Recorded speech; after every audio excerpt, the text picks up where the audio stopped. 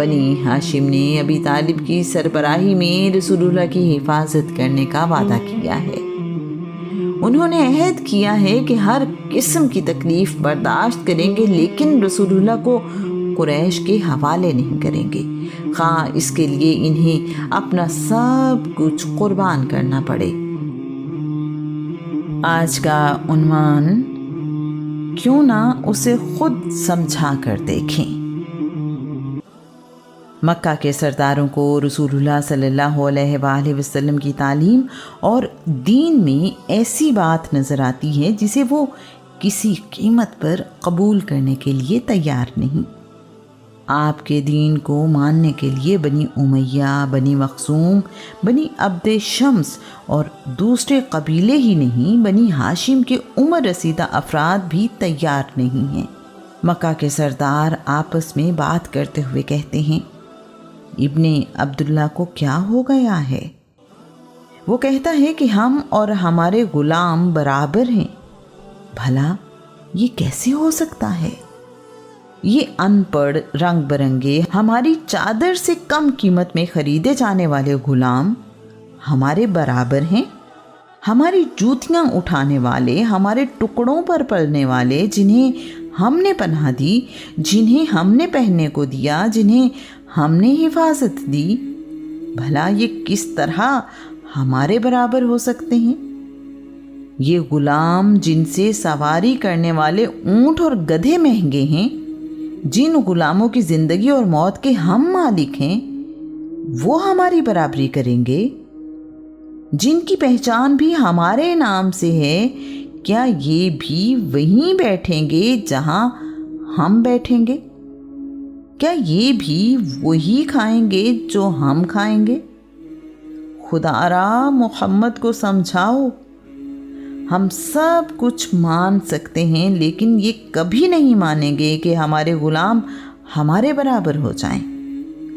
خدا ہمیں ایسا دن دیکھنا نصیب نہ کرے جب ہمارے غلام ہماری برابری کریں گے۔ ہم ایسا ہرگز نہیں ہونے دیں گے۔ یہ رسول اللہ کی کامیابی ہے کہ عرب میں رہنے والے غلام جو سمجھا کرتے تھے کہ غلامی ہی ان کا نصیب ہے، یہ پیدا ہی اپنے آقاؤں کی خدمت کرنے کے لیے ہوئے ہیں۔ ان کے لیے یہی نعمت ہے کہ زندہ ہیں، اور اس کی وجہ ان کے آقاؤں کی مہربانی ہے۔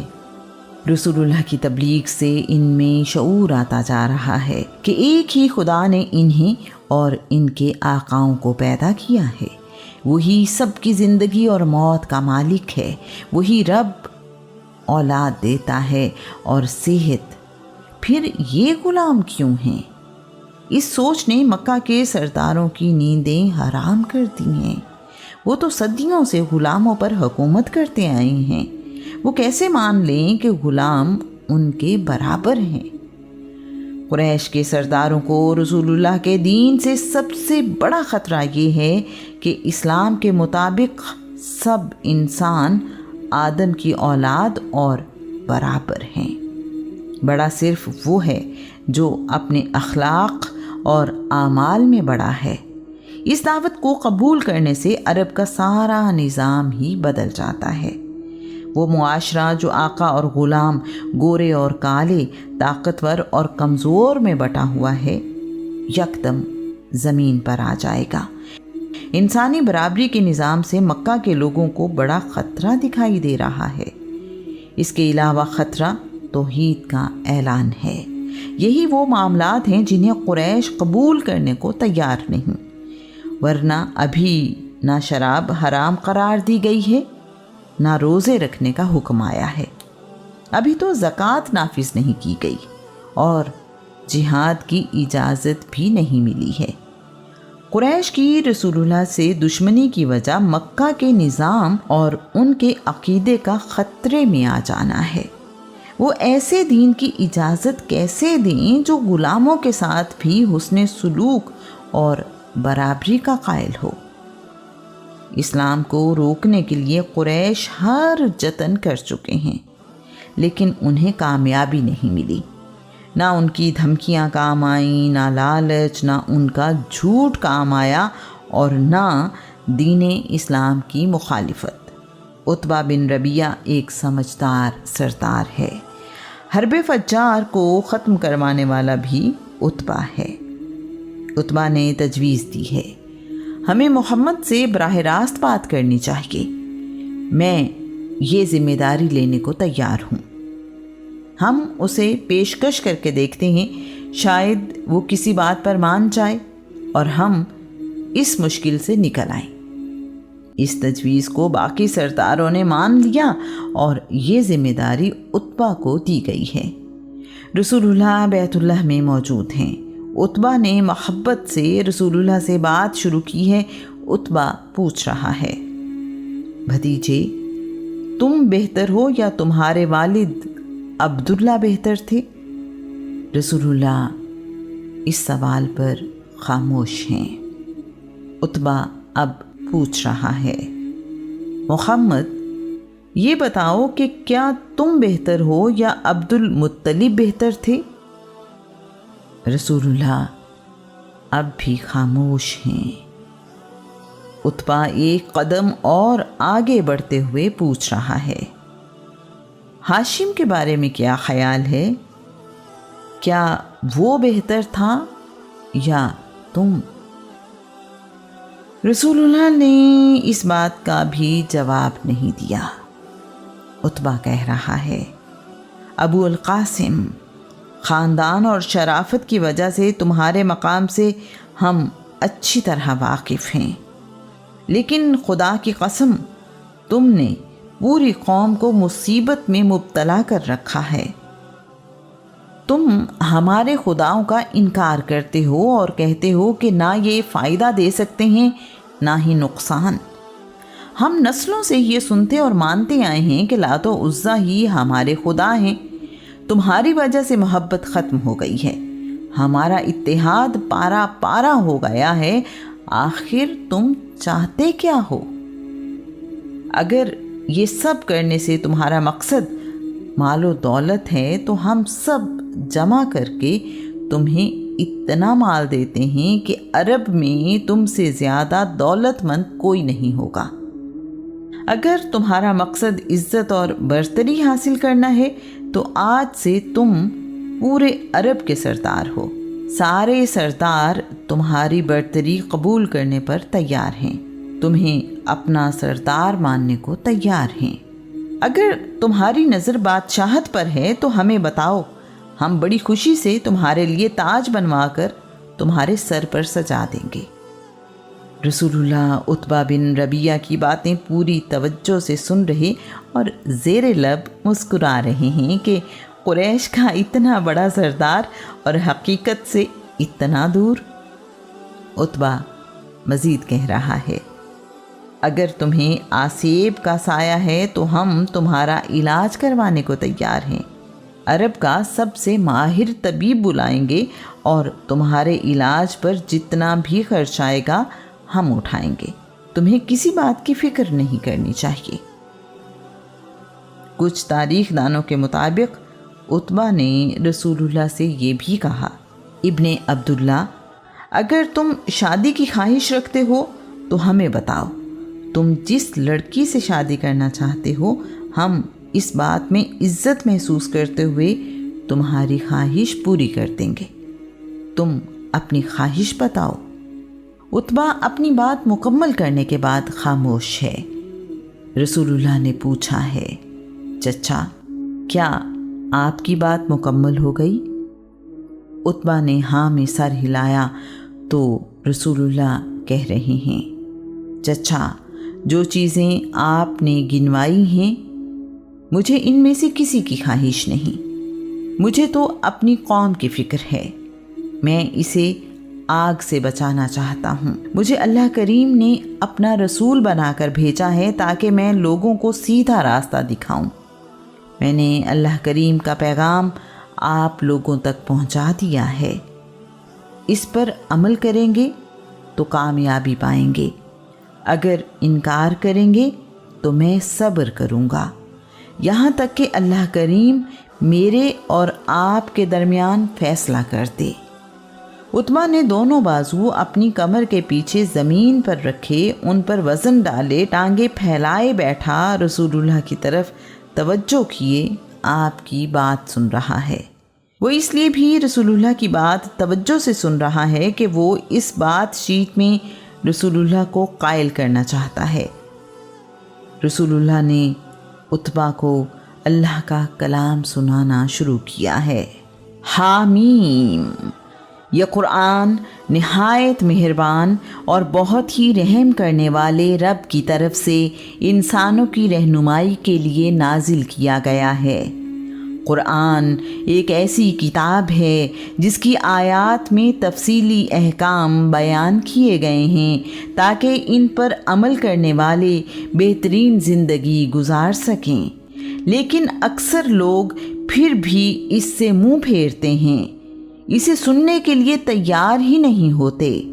انہوں نے یہاں تک کہہ دیا ہے کہ محمد جس دین کی طرف آپ ہمیں بلا رہے ہیں اس کے لیے تو ہمارے دلوں پر پردے پڑے ہوئے ہیں، آپ کی باتوں کا ہم پر کچھ اثر نہیں ہو سکتا، کانوں میں وزنی روڑے پھنسے ہوئے ہیں، آپ کے اور ہمارے درمیان پردے حائل ہیں، اس لیے آپ کوشش کر کے اپنا وقت ضائع نہ کریں، ہم جو کام کرتے ہیں انہیں کبھی نہیں چھوڑیں گے۔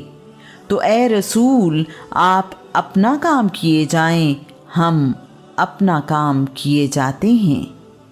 آپ کہہ دیں میں تم جیسا ہی انسان ہوں، لیکن میری طرف وحی کی جاتی ہے کہ تم سب کا معبود برحق ایک ہی ہے، تو تم اپنے دل کا رخ سیدھا اسی کی طرف کرو، اسی سے مغفرت طلب کرو۔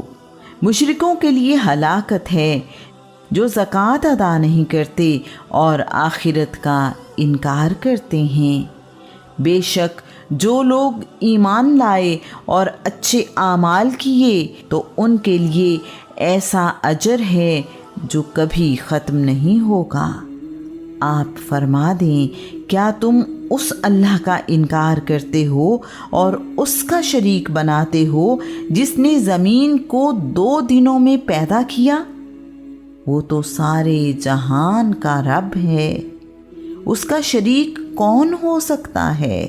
اس نے زمین میں اوپر سے پہاڑ گاڑے اور اس میں بے حد و حساب برکتیں رکھیں، پہلے 2 دن ملا کر کل 4 دنوں میں ہر قسم کی مخلوقات کے لیے یکساں طور پر اس میں خوراک کے ذخیرے ودیت فرمائے۔ پھر اس نے آسمان پیدا کرنے کا ارادہ فرمایا، آسمان، ستارے اور سیارے اس وقت دھواں تھے۔ اللہ کریم نے آسمان اور زمین دونوں سے کہا خوشی سے یا مجبوری سے وجود میں آ جاؤ۔ انہوں نے جواباً کہا ہم خوشی اور اطاعت کے ساتھ وجود میں آتے ہیں۔ چنانچہ اس اللہ نے 2 دن میں 7 آسمان بنا دیے اور ہر آسمان کو اس کی ذمہ داریوں سے آگاہ فرمایا، اور ہم نے آسمان دنیا کو بالکل محفوظ اور چراغوں سے آراستہ کر دیا۔ یہ زبردست علم والے رب کا قائم کردہ نظام ہے۔ اب اگر انہوں نے اعراض کیا تو آپ انہیں بتا دیں میں تمہیں عذاب کی ایسی بجلیوں سے ڈراتا ہوں جیسی بجلیاں قوم عاد و ثمود پر ٹوٹ پڑی تھیں، جن سے وہ تباہ و برباد ہو گئے۔ عتبہ اللہ کے کلام کی خوبصورتی میں گم اور حیران ہے کہ ایسا کلام اس نے اس سے پہلے نہیں سنا۔ رسول اللہ عتبہ سے کہہ رہے ہیں چچا جان، آپ کو جو سننا چاہیے وہ آپ نے سن دیا ہے۔ عتبہ اٹھ کر قریشی سرداروں کے پاس آ گیا ہے۔ عتبہ کا بدلا ہوا چہرہ دیکھ کر سرداران قریش حیران ہیں۔ عتبہ نے رسول اللہ کے ساتھ ہونے والی بات کی تفصیل انہیں بتائی ہے۔ عتبہ کہہ رہا ہے میں نے آج محمد سے اس کا کلام سنا ہے، اس کلام کا بہت بڑا نتیجہ نکلنے والا ہے۔ خدا کی قسم، اس کا کلام نہ تو شاعری ہے، نہ جادو اور نہ ہی کہانت۔ جو کچھ محمد سنا رہا ہے وہ اس کا اپنا نہیں، اللہ کا کلام ہے۔ میری بات مانو تو محمد کو اس کے حال پر چھوڑ دو۔ اگر عرب کے دوسرے قبیلے محمد سے جنگ کر کے اس کا خاتمہ کر دیں تو تمہارا مقصد پورا ہو جائے گا۔ اگر محمد نے غلبہ پا لیا تو سارے عرب پر تمہاری حکمرانی ہوگی، تم بغیر قتل و غارت کے پورے عرب کے مالک بن جاؤ گے۔ عتبہ کی بات سن کر قریشی سردار کہہ رہے ہیں، ابا ولید، محمد کی زبان کا جادو تم پر بھی چل گیا ہے، تم بھی اپنے دین سے پھر گئے ہو۔ تم تو محمد کو سمجھانے گئے تھے، لیکن عتبہ بن ربیعہ کا جواب ہے، میں اپنے دین پر مضبوطی سے قائم ہوں۔ میں نے محمد سے مل کر جو سنا اور سمجھا اس پر اپنی رائے تمہیں بتا دی۔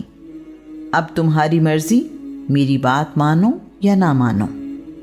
اس گفتگو نے ایک بار پھر واضح کر دیا ہے کہ قریشی سردار ساری حقیقت اور سچائی دیکھتے ہوئے بھی اپنی ضد پر قائم ہیں اور رسول اللہ پر ایمان نہیں لائے۔ عبداللہ بن عباس بیان کرتے ہیں، رسول اللہ کی کامیابیوں سے قریش کی حالت دن بدن بگڑتی جا رہی تھی۔ وہ اپنی ساری کوششوں کے باوجود اسلام کو پھیلنے سے روک نہیں پا رہے تھے۔ قریش کے سردار اکٹھے ہوئے، سورج ڈوب چکا تھا، سب کعبہ کی دیوار سے ٹیک لگائے بیٹھے تھے۔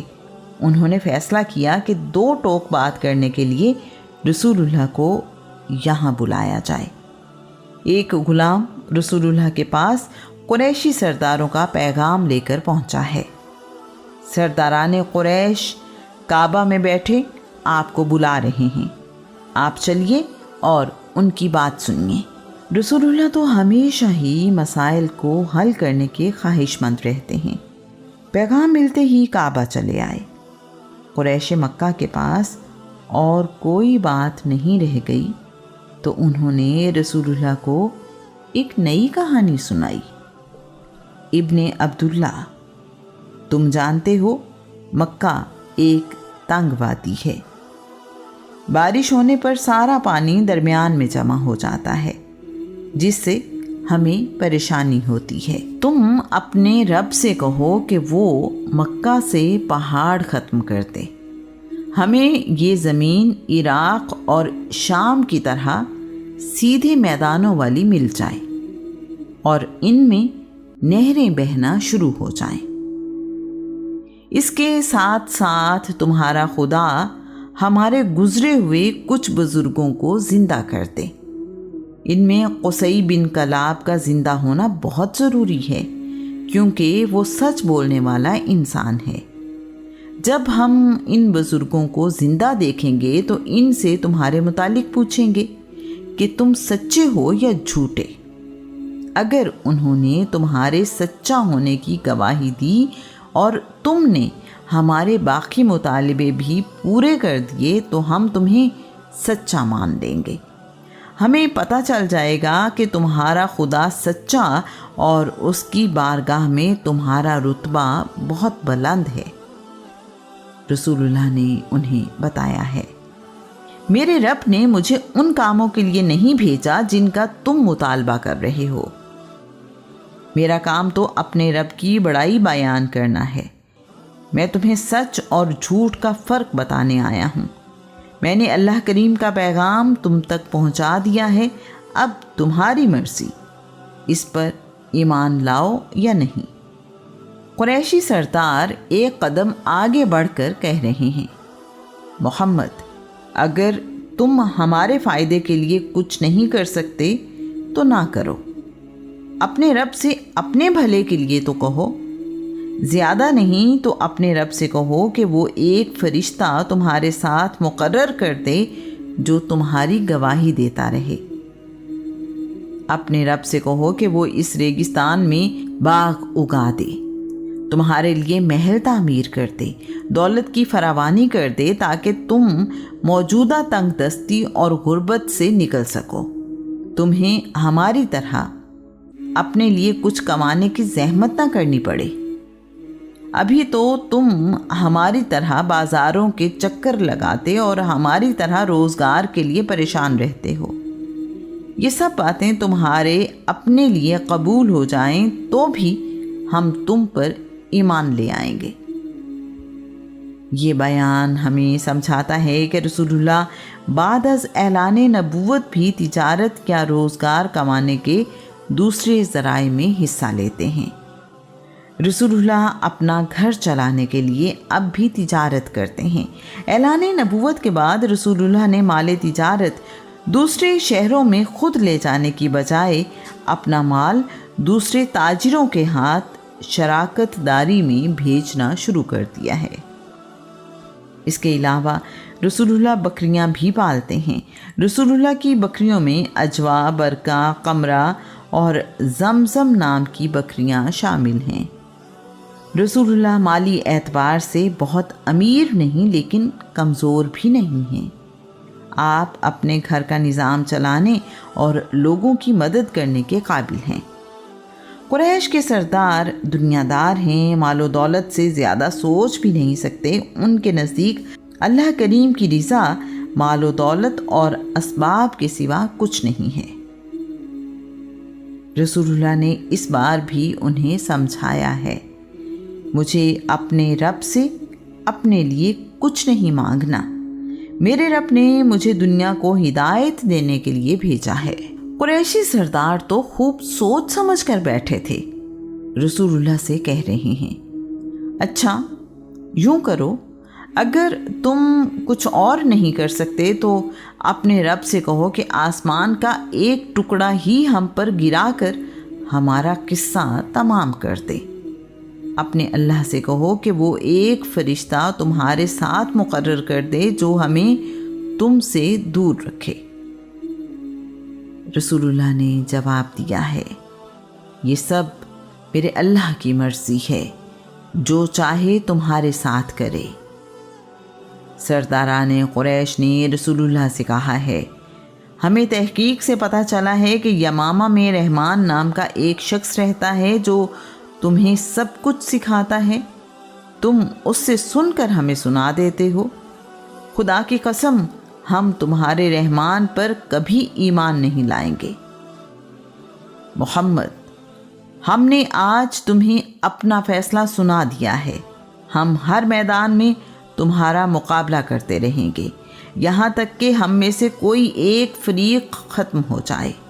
رسول اللہ نے ایسی بے بنیاد بات سنی تو وہاں سے اٹھ کر چلے آئے ہیں۔ قریش مکہ کی باتیں دھوکہ ہیں، اگر قریش کے مطالبے پورے کر دیے جاتے تو بھی وہ رسول اللہ پر ایمان نہ لاتے۔ بہت سی ایسی باتیں جن کی قریش نے شرط باندھی جب پوری ہو گئیں تو بھی وہ رسول اللہ پر ایمان نہیں لائے۔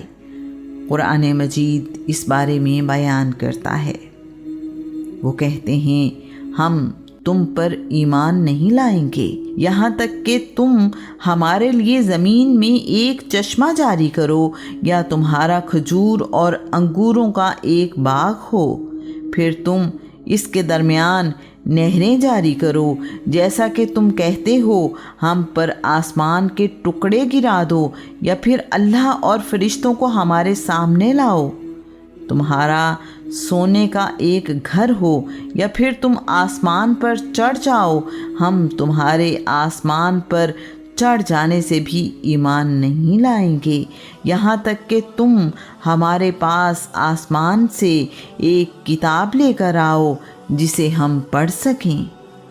میرے رسول، آپ ان بے تکے سوالوں کا مختصر جواب دیں کہ میں تو اللہ کا بھیجا ہوا پیغام پہنچانے والا انسان ہوں۔ ابی طالب کی کوشش سے بنی ہاشم معاہدے کے پابند ہیں کہ وہ ہر صورت میں رسول اللہ کی حفاظت کریں گے۔ نجاشی بادشاہ کی طرف سے مسلمانوں کو قریش کے حوالے کرنے سے انکار قریش مکہ کے لیے بہت بڑا دھچکا ہے۔